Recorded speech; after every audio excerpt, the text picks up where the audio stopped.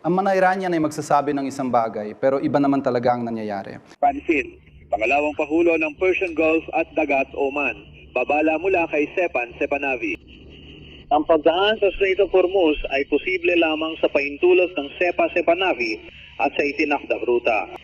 Malinaw na sa amin na yon at sa tingin ko dapat malinaw din sa inyong lahat na ang sistemang Iranian ay magpapatuloy sa paggawa ng iba't ibang uri ng matitinding pahayag. Magkakaroon sila ng mga tao na lalabas sa kanilang TV, sa kanilang opisyal na media at gagawa ng kung ano-anong mga pahayag.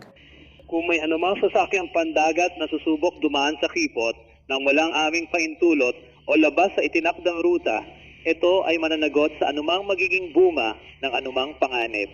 Pero ang mahalaga sa amin ay hindi ang kanilang mga press conference. Ang mahalaga sa amin ay kung gumagalaw ba o hindi ang mga barko. Ibabase namin ang aming paghusga at tugon kung tama ang galaw ng mga barko. Kung sa kabilang banda, ang mga salitang ito ay sinusuportahan ng aktual na pagbabanta sa mga barko at hindi gumagalaw ang mga barko, iyon ay paglabag sa kasunduan at magkakaroon kami ng problema doon. Ito si Stepan Stepanavi, tapos na.